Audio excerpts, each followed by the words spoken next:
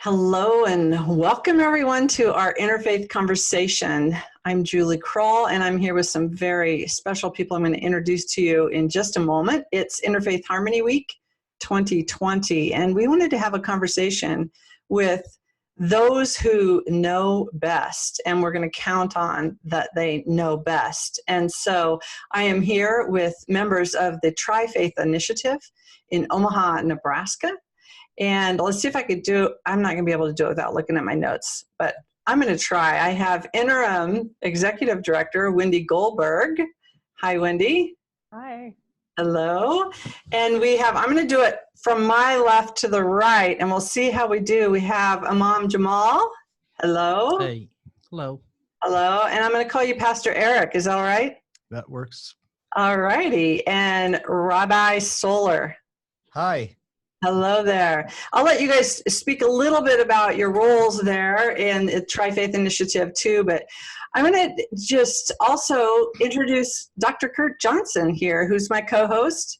And I'm going to put all the bios in the actual comment section. I encourage you to read the bios and you'll have links to find them as well. So make sure you check out the links and the bios below in the whenever you're watching this, just look right below this video. So we are going to talk about interfaith harmony and what that really means. And we've been kind of musing on this topic, and instead of just having a conversation about what we really think would be nice or what we're experiencing as we're working on it, we really want to get to the heart of the matter, and perhaps it's a little bit different from each of us here. And I want to share a story because last night while I was prepping for this interview, all of a sudden I had this huge anxiety well up in me. And it was really not normal for me. I do podcasts all the time. I'm a radio talk show host and I get to interview some of the most amazing people on the planet. And all of a sudden I had this anxiety, and I'm sitting with this anxiety asking, what is this? And I had fear. And so I sat with my fear, like, what's my fear? What is this? What am I feeling here? Why do I have anxiety and fear? And I went back to the conversation I just had with Wendy on the Dr. Julie show, and I was recognizing my own fear and ignorance. I was sitting in that ignorance, like, what if I say the wrong thing? What if I offend someone? What if I, whatever? And my husband was sitting there with me as I'm on the computer prepping, and he goes, Julie, they're humans. And I'm like, oh yeah, they're humans. They're humans.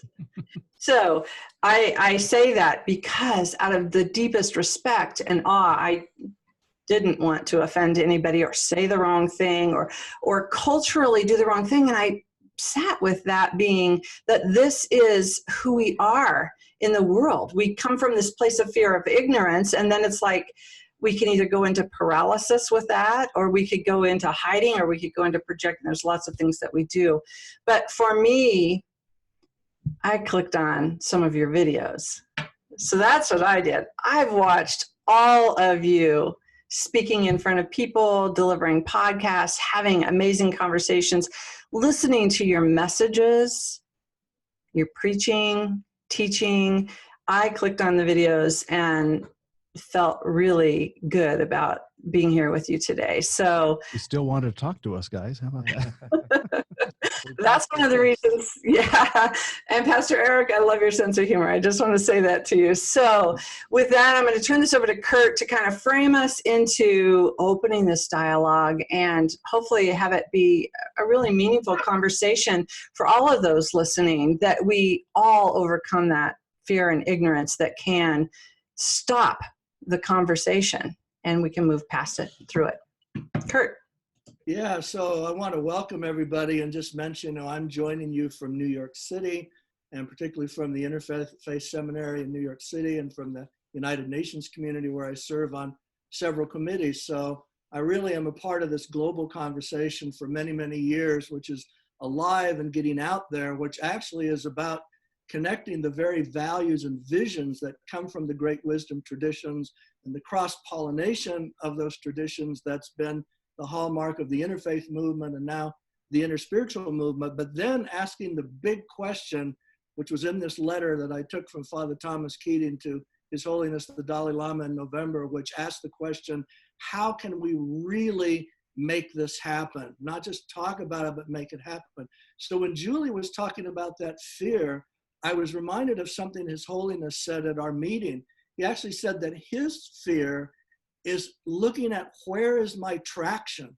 In other words, if I've got these deep senses and urges of change and goodness and kindness for the world, and I want to see that become real, I've got to take a look at where my real positions of traction are, so that I'm not in this fear that I'm impotent against, you know, where this could go on the downside. So I really identified with that. So that kind of frames what we were talking about doing with this conversation, that we really want to throw it back out to you as our guest and talk about the passion areas in which this is really real and immediate and right up in front of your face in what you're doing, and you're part of this in a global way, so that you could frame these directions and questions for the conversation itself. And so I think that kind of says where we want to go, and throw it back to wherever Julie wants to take it. Now, I think it would be really delightful for each of you to just tell us a little bit about how you serve within the Tri-Faith community, and then let's see where those passions emerge. So who wants to start? We often go in historical order. That is not of birth, but of the people, but of the faith. True, although I think we should defer to our executive director to start us off. I'll take the hit. Here we go.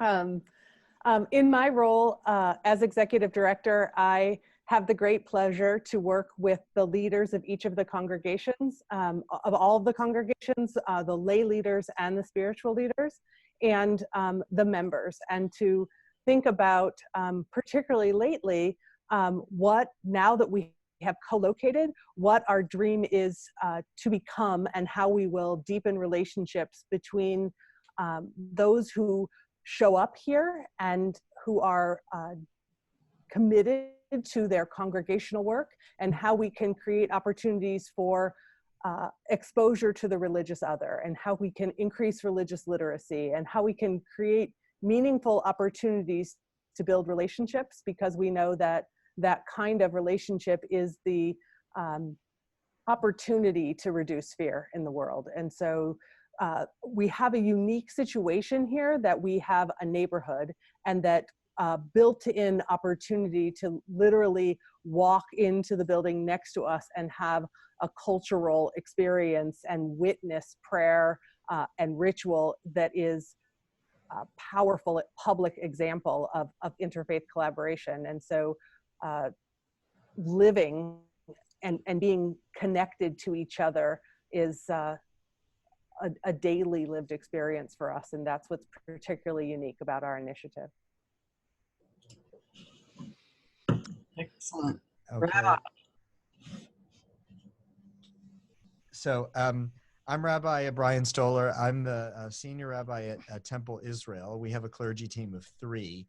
So I'm here kind of representing all of us, and in that. We as clergy, all of us, play a dual role. That's both kind of aspects are very important. We are the lead clergy people for our respective congregations, and we tend to our congregants in the spiritual life of our respective communities, and then at the same time we're also the spiritual leaders of this tri-faith community, which Wendy was just describing, which is growing. And in that respect, our clergy roles kind of extend beyond the bounds of our own congregations, both physically and also even in terms of kind of our religious boundaries. And we're constantly engaged in conversation and in teaching with each other's faith communities, and learning about each other's traditions. And what we find is that in the course of all of this conversation and teaching and learning that we do, that what we are gaining from being in relationship with each other is deepening our own particular faith and commitments to our own religious traditions, and enabling us to bring a deeper understanding of who we are as a Jew, as a Christian, as a Muslim, to the way that we teach our congregants and lead our respective communities. And so I think that's one of the great of many great things. That's one of the greatest aspects of this whole enterprise, is that we become deeper and more committed in our own traditions as a result of being in relationship with our friends from the other traditions. I'm Eric Elnes. I'm the senior troublemaker of Countryside Community Church, also known as a senior minister. And we're about a 1,300 member congregation here in Omaha. We're the youngest partner in the Tri-Faith. We came on board in 2015 and just opened our doors on the Tri-Faith Commons in April of 2019. And so one of the things that I think about when I think about the benefits of being here and what makes this such a great place is actually something I said to my congregation when we were still deciding whether or not to be here, which was when people asked what's the biggest benefit to us as Countryside Church, I would say a bit tongue-in-cheek, but I kind of meant it too, that the average person would become, Countrysider would become 20% more Christian as a result. And the idea was not that they'd look at the other two faiths and say, thank God I'm not them, but rather when you are really putting your faith in conversation with two other perspectives where you have a lot of common ground, but also some differences, it really does help drive you down into the roots of your own faith to discover, you rediscover things like when someone asks, well, what's the meaning of Good Friday? Or what do you see in Jesus? That gets you more in touch with your own faith that maybe you've forgotten a few things or just hadn't really considered it from those perspectives. And it's also kind of like going through it to a foreign country too, where you go and you appreciate everything, these new things that you find, but you also come back with a deeper appreciation of your own faith. What I did not anticipate was that not only has that absolutely become true, I myself as a minister, deeply committed to the Christian faith, feel 20% more Christian, but also I feel 20% more Muslim and 20% more Jewish at the same time. And that's a magical combination that it's actually creating something that feels quite magical to me. When you combine the lenses, your Christian lens with a Jewish lens and a Muslim lens, and look out at the world or look out at even at your own ancient tradition, you start seeing things differently than you did before. You realize, oh, I thought that was a B, but it's an E, for instance. And so it's really been probably one of the single greatest sources of spiritual renewal that I've had in my life, and clarification of what's what. There's a lot of magic going on right now, right here in this place. I can't get enough of it. Me? Mohamad Jamal Daoudi, the Imam of American Muslim Institute. And it's always good to go at the end. They make my job easier now. So in addition to all what they have said, I joined the Tri-Faith when the center was ready for the grand opening in July 2017. I lead the prayer. I fulfill all the requirements as an imam, religious leader.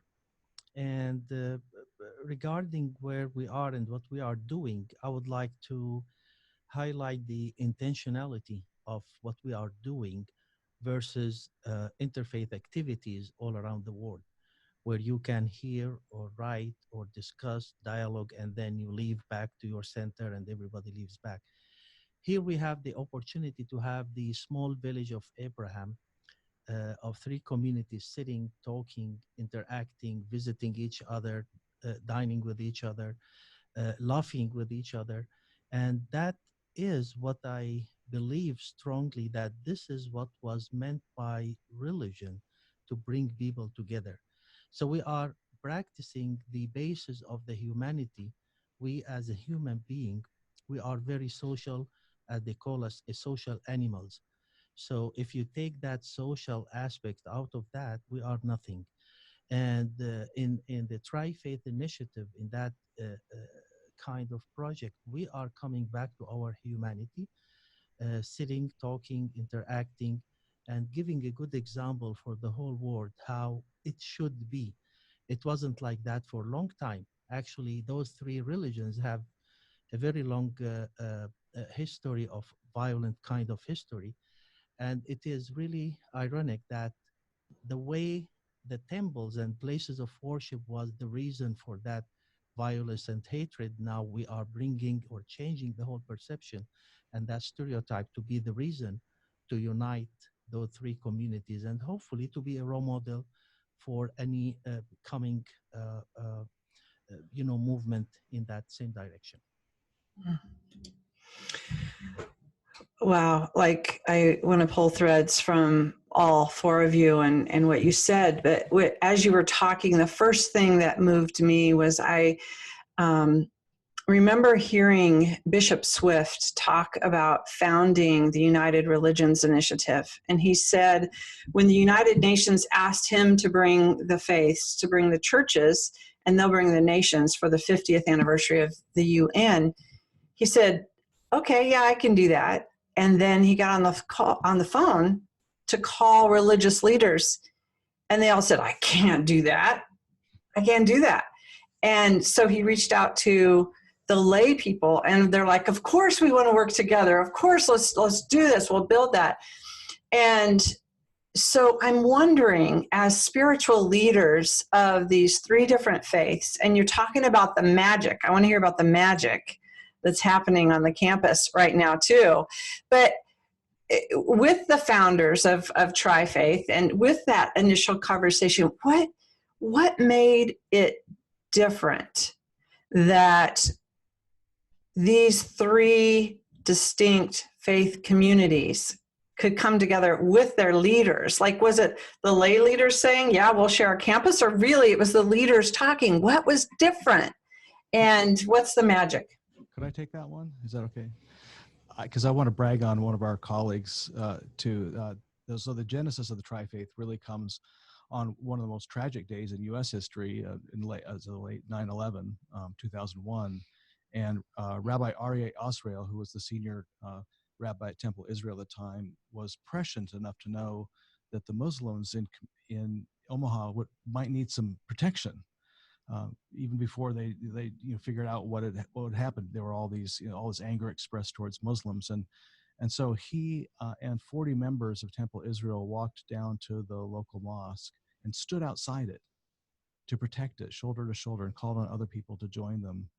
And that just created such a great relationship between the mosque and the synagogue that over the years, both the mosque and the synagogue, for their own reason, wanted to move further west in Omaha, and they realized, well, gee, if we built right next to each other, we could save a lot of money on a parking lot, a shared parking lot. Yeah. And so really, it started with this very mundane thing, but really utterly started with this really amazing, courageous act of compassion. And then very shortly after they decided on the parking lot model, one of the members of Temple Israel realized that, well, if we get the Christians involved in this, we can do a lot more than save money on a parking lot too. But I think the origin of the initiative really speaks to something that's still part of its nature and character, that sense of reaching out to the other and even others we've been in conflict with in our traditions. And in the name of compassion and our humanity, our shared humanity, reaching out and finding common ground, taking down barriers and building bridges of respect and trust. So can we say it is the intentional relationship between two parties that it used to be odd to have that kind of relationship? So going really against all those odds and starting that relationship, it made lots of difference. And that's even when Aryeh started that vision, there was no image or vision for the tri-faith. It was based on 1 and 2. And then when the third party came, that really, where we are right now, it wasn't in the mind of those first, second, 3 years of work from the visionaries. Mm. So it began in really friendship and service and love of one Yes. another, of that Yes. beautiful story. Gave me goosebumps. So because of that evolution, and here you sit now together and share a campus and share, like you said, laughter and food and social life. And I want to talk about the magic, and maybe that will be part of the answer of this. But what would you say to other religious leaders right now, those who might have been fearful to say, I can't do this thing. We have to protect our boundaries. What would you say to those leaders now, today, after you've experienced this journey and here you sit together? And the thing that I think that the wisdom piece is that, as Wendy says, there's no, it's not about a united religion of a different faith. It really is that you're all strengthening. Like you said, Pastor Eric, you're 20% more Muslim and 20% more Jew, but you're 120% Christian now. Like you're whole, and you're, well, you guys can answer this. What would you say to those leaders who still may think we need those fences and those boundaries and those walls? Well, I'll start by saying that what makes this possible is that all of us are committed to religious pluralism, which is a worldview that not all religious communities or religious leaders share. Religious pluralism is the idea that there are any number of valid pathways toward God, and what's the right pathway for me is not necessarily the right pathway for you, and that's okay. I validate and affirm your pathway, even though it's not my own, and as a result of that, I can see the beauty in it, and you can see the beauty in mine, even as we choose to walk different pathways. I think that's key to what we're able to do. And because of that, because we're pluralists, I think we don't fear the encounter, and maybe like what you're describing about concern on the part of some religious leaders to maintain boundaries, et cetera, is rooted, I think, in fear. In fear that encounter with Islam and Christianity from a Jewish perspective might cause people to question their Judaism and think, oh, maybe I should become a Christian or become a Muslim instead. We just really don't operate with any kind of fear in that respect, because we see the beauty in all of the traditions, and we also know that encounter strengthens our commitment to our own particular pathway. We welcome the encounter and want it because we know that it presents an opportunity for everyone involved to enrich their own spiritual paths. So I guess I would say to people who are wary of something like this, to really start by kind of looking inside themselves and looking at their own approach to religion, and asking the question of what am I afraid of?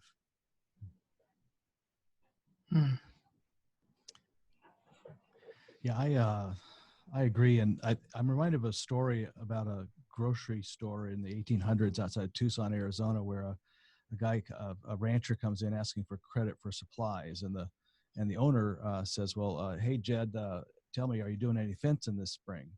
And Jed says, "Oh yeah, I am." And he says, "Well, are you fencing in or are you fencing out?"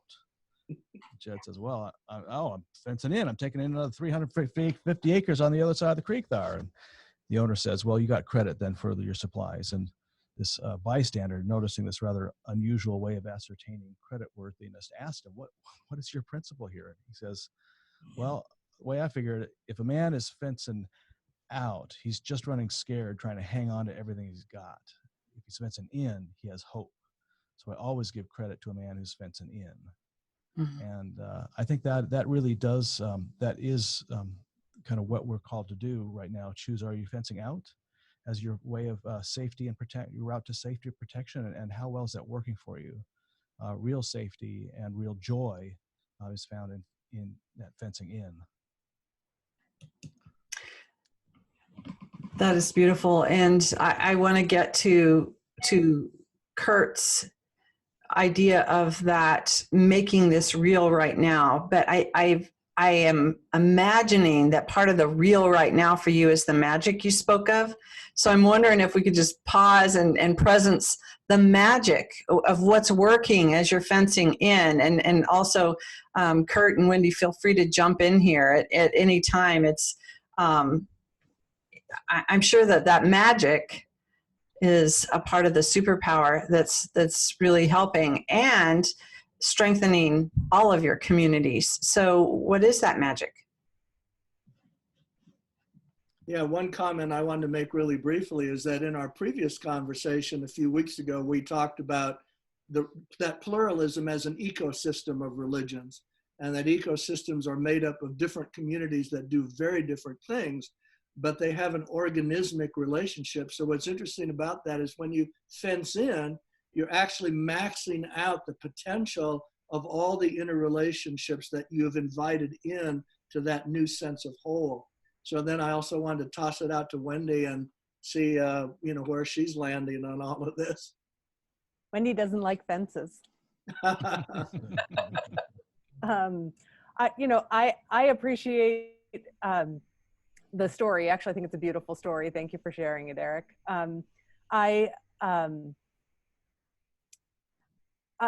think that the magic is in all of the things that have been stated, but the magic for me is in one relationship at a time.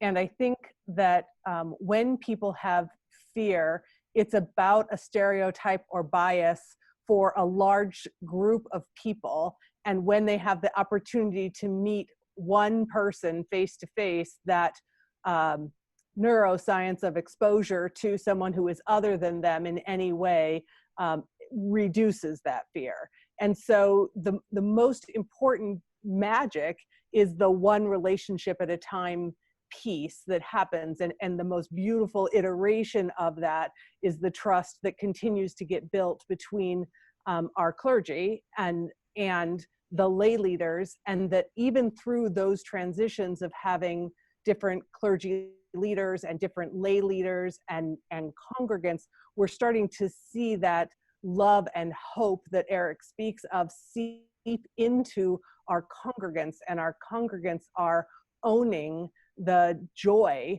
of what's coming from these relationships, and the iterations are endless, and the opportunities where there's these shared expressions, and a couple who came to us last week and said they are members of Countryside, and yet one of the seniors in their family is in hospice, and they would love to know whether or not some of the Jewish clergy would say prayers for their family.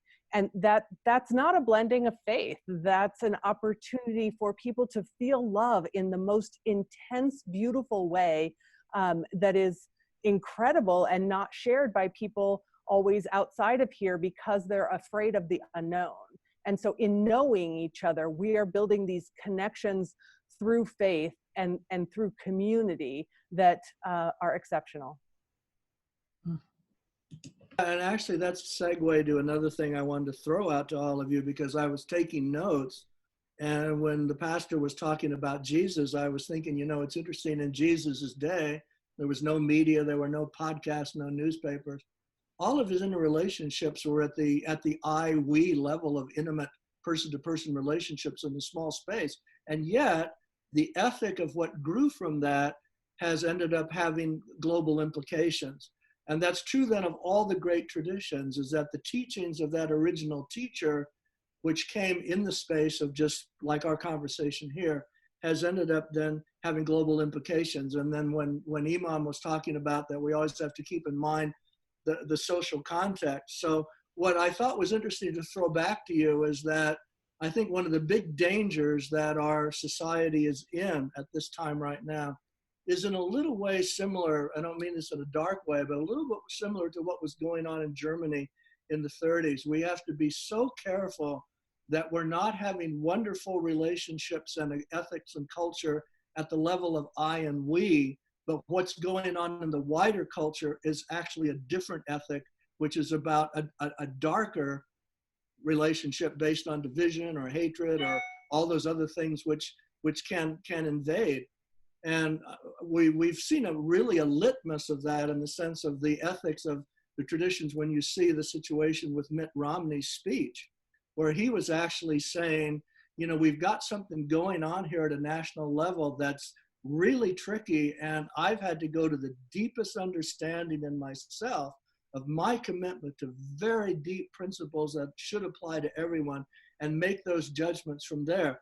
So I think we're in an interesting time now where we want to avoid, you know, people were living 30 miles down the road from Auschwitz and still going to church and celebrating Christmas, and they weren't aware of the other thing that was going on. And so we're in a situation now where call to the fore is the real global universal implications of all the values that you spoke of. So I wanted to throw that kind of back out to you in that context.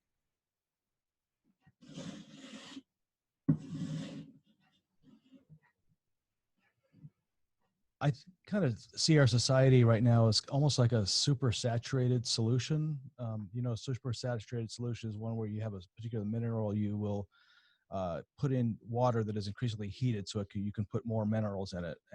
But then when the water cools, there are some minerals that actually can't crystallize again until there's the pattern that if you just take one crystal of that salt and put it in the solution, suddenly it has the pattern and it just goes and the whole solution just crystallizes almost immediately because it has the pattern.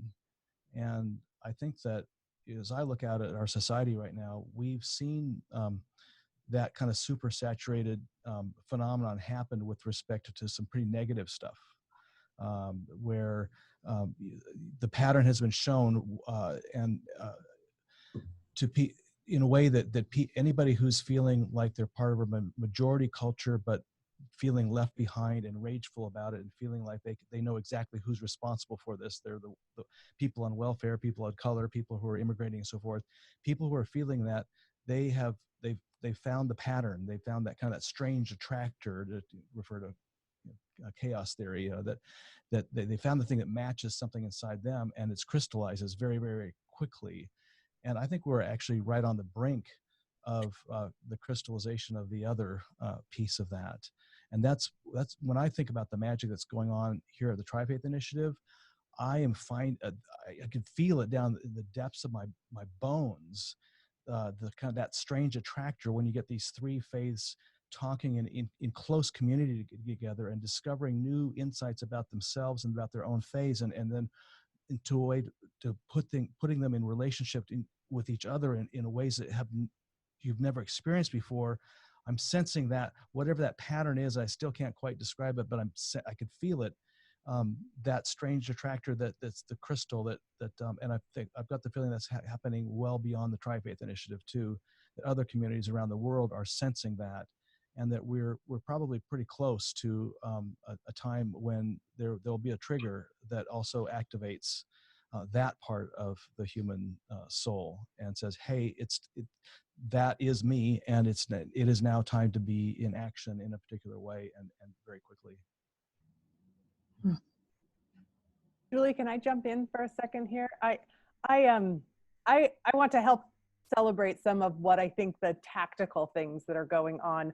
I'm wondering if the three of you can tell about the work you're doing with the parables and just the level of intricacy and your dedication to share the experience between each other and with the community. I think it's really a remarkable example.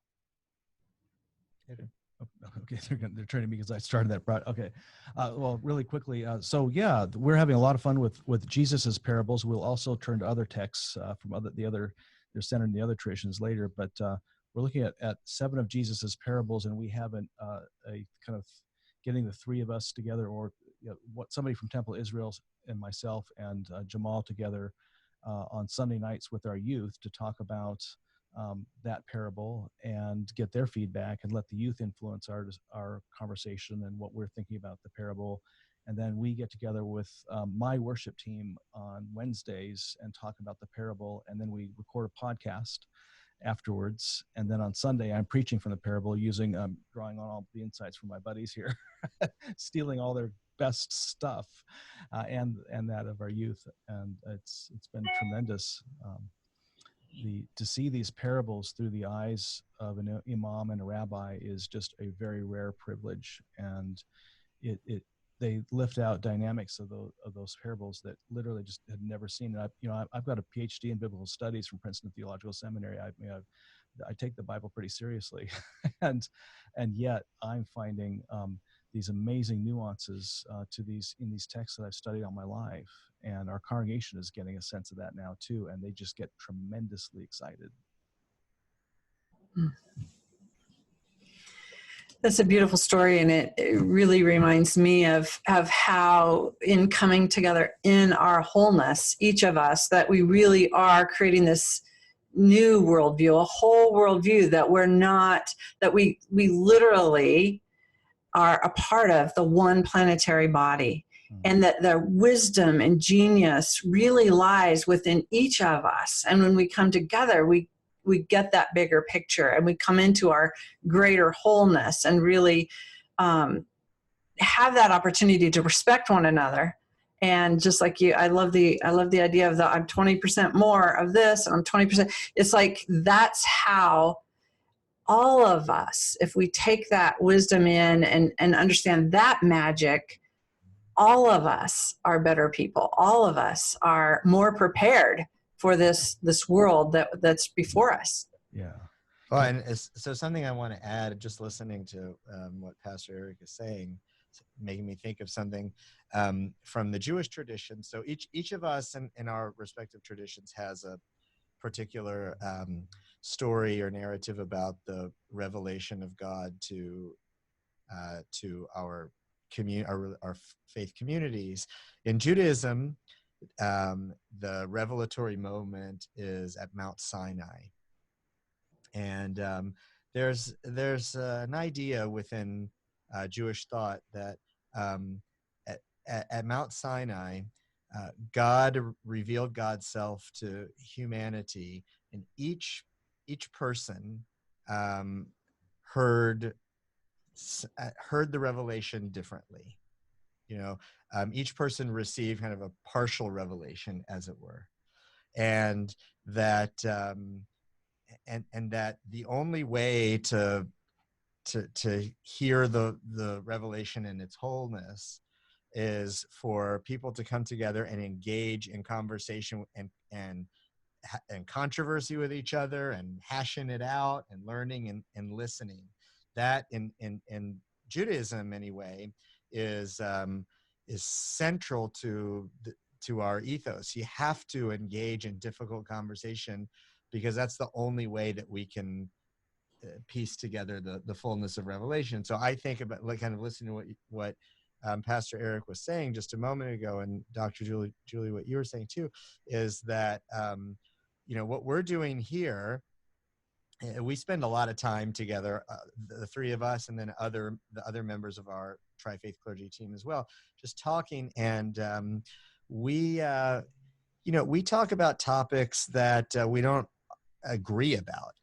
And that is, in some sense, in and of itself, is maybe a little bit unusual in interfaith relationships, because in my experience in the past, interfaith is a lot of times about coming together and saying like, hey, we're actually pretty much the same, and all that.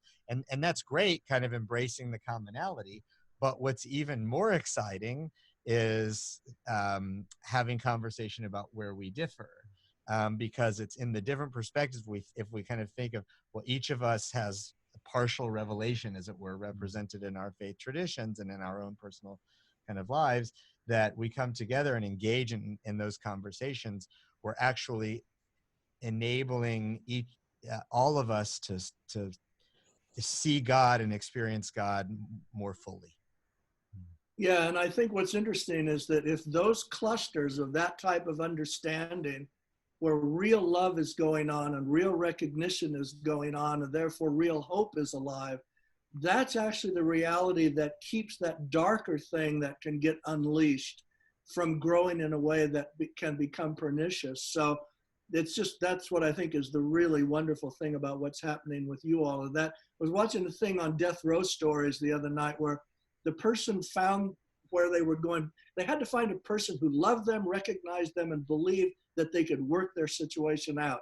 And when they did that, then it all unfolded. So I think that's what's just absolutely important about the work that you all are doing. Because otherwise, like Marianne Williamson said, you can unleash this darker underbelly that's in all human beings, and it can just go ape. But what holds it back is these examples of, real love, real recognition, real caring. When love fills the house, it's hard for the hate to get in the door. Yeah. So I want to kind of bring this into more of a completion, but there's so many pieces that are left here. I want to, if you would love to, I would love to continue this conversation. But what occurred to me as I'm listening to you is that this is not simply co-locating. And we need language. Like, what is the what? What is that deeper thing that's really happening here? Because it's not just the magic, it's the medicine. And we need your medicine right now. So what would be that essence of co-somethingisms that you're doing? I'm going to leave it really broad and open like that. What is that co-thing that's really, really, really happening under and within and around the co-locating? I think you are asking for the enzyme. What kind of enzyme that's bringing that much together? I started talking about the relationship, and with the relationship we can build up a trust, which is very important for the three congregations to trust each other, that no one is going to go beyond the boundaries.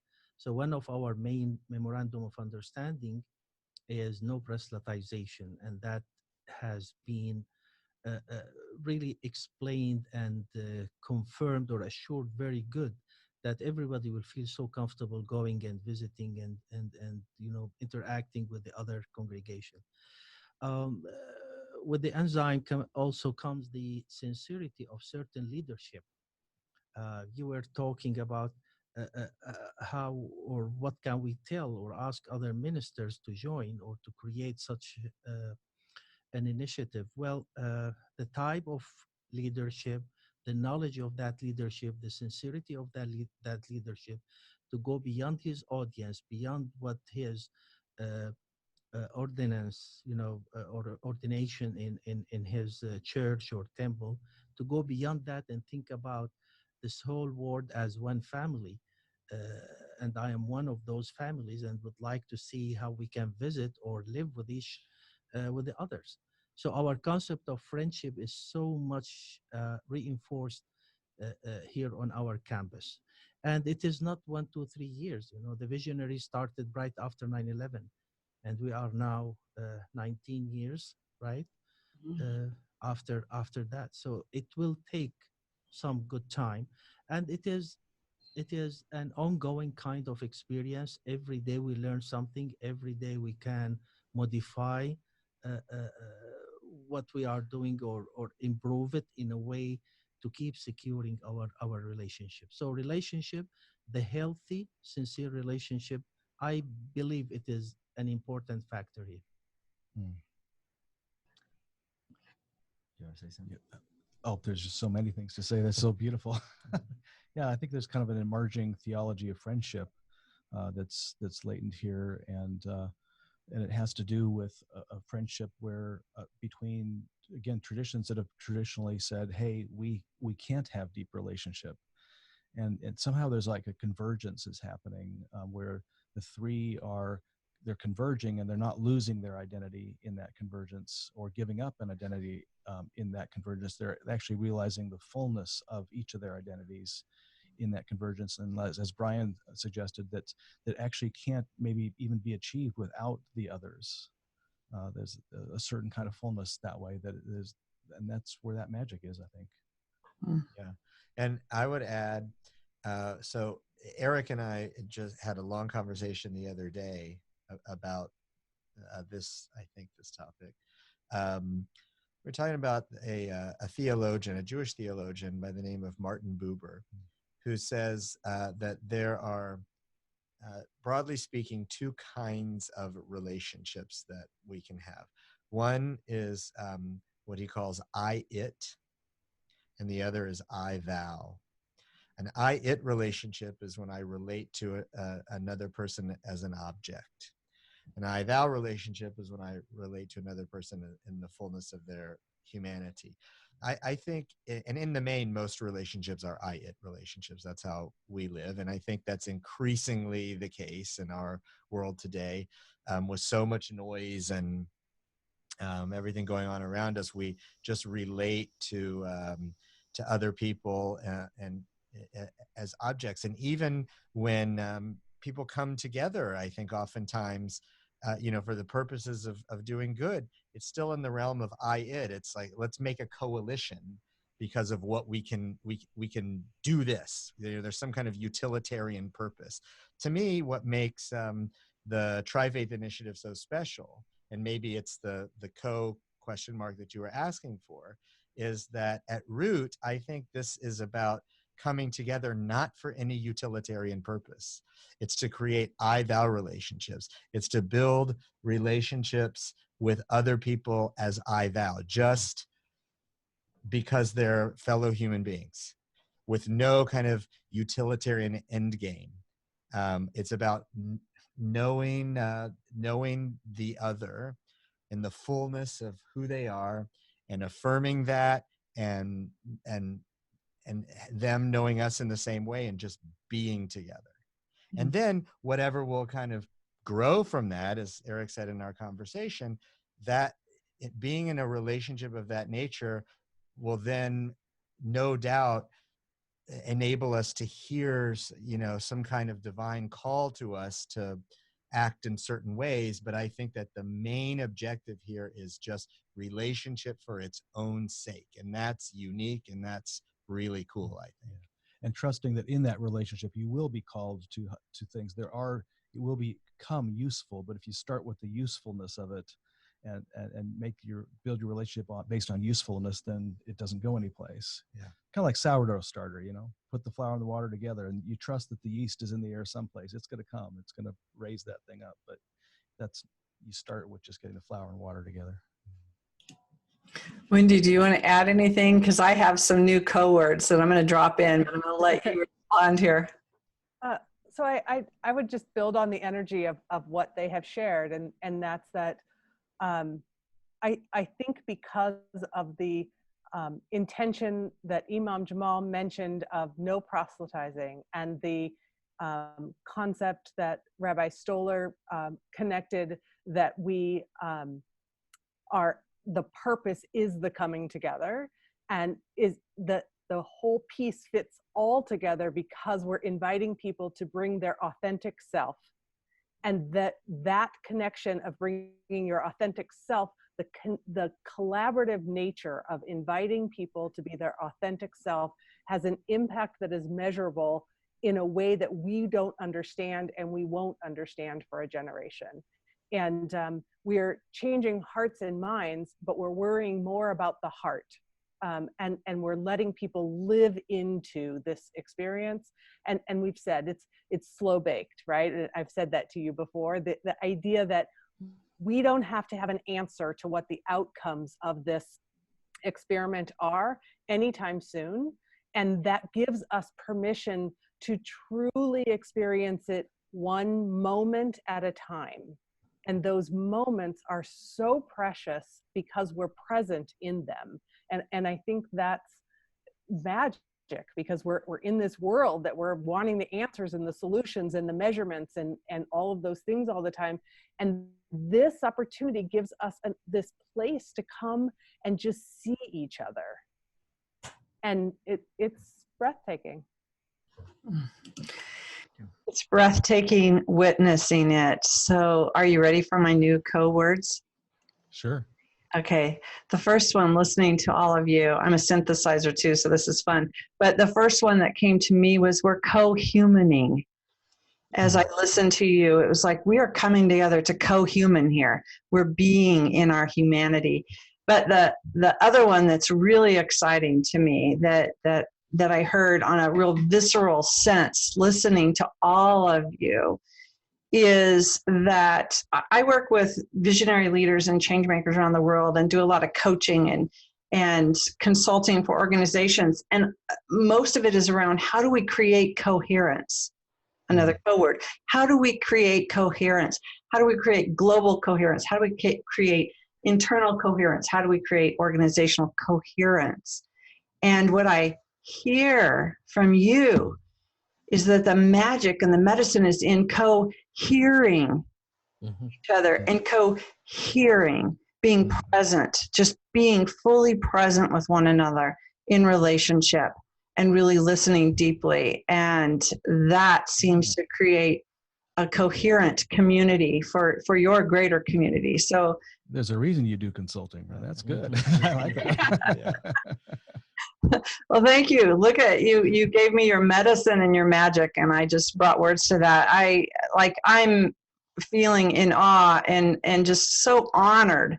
Number one, that you're in Nebraska, because I'm in Nebraska too. I don't know if you guys know that, but I'm a Nebraska girl. And so Kurt is from Nebraska, and he's an East Coast dude now, international guy he is. It's the center of the universe, Nebraska. Yeah. And actually, I'm really close to the geographic center of the United States. But any last really urgent, emergent pieces that you want to share with our listeners? Anything that is really on fire inside of you, that any last words that you want to say before we bring this to a close? I want to start this time. Time is running very short, and the whole world is deteriorating on all levels, on the climate level, on the social or socio kind of relationship level, on faith level. And I don't think people who have some good rationalism can waste any minute in waiting or observing, just looking from away and saying, let somebody else do it. We have been called by the wisdom of God to be part of this initiative, and we are starting something unique in the whole United States, maybe in the whole world. I hope and pray that so many other clergies, imams, rabbis, etc., to take that opportunity of having a look at what we are doing and see what they can do in their own communities, replicate that kind of initiative their own way, in order to spread and practice more positivism and constructivism in this world, and try to save this world as much as we can. It is going down the drain in a fast speed, and we need to act quickly to put brake on that fast deterioration. Yeah, I want to say, really briefly, absolutely. The definition of coherence that the Institute of Noetic Science uses is that it has to be equally real at the most global level as it is at the most individual level. And then that's coherent. And that brings meaning to what you just said, Imam. It's interesting. In the letter Father Keating wrote His Holiness, first he laid out the vision, and then in one sentence, which was a paragraph all by itself, he said, just like you did, we have to find a way to make this really happen. So, amen. Yeah. Thank you. Amen.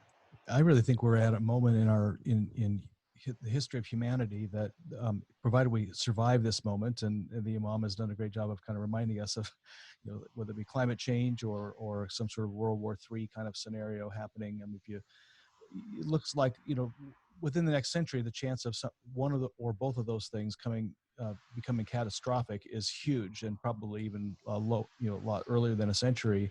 Well, if you take as a presupposition that there is some form of deity, God, and some sort of higher awareness, and this awareness actually includes us, is aware of us. If there is a God, and this God is aware of us, and because of that awareness, or despite that awareness, loves us, you would not, if you hold those three suppositions true, and I don't necessarily count that all of your audience does, but if you do, then it seems certifiably insane to think that such a God would be sitting up there in the heavens, in the clouds, saying, "Hey, let me know how it works out for you."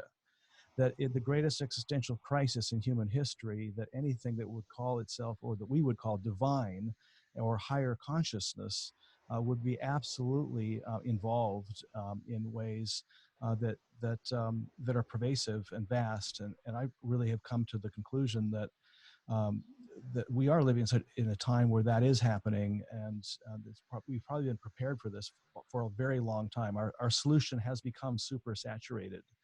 I think the time is imminent, and that the divine is calling all of the world religions to lay aside their armory and de-weaponize their faiths, and come together to provide that coherence, and to solve the greatest issues that are facing that are facing humanity right now, that literally threaten our continued existence upon this planet.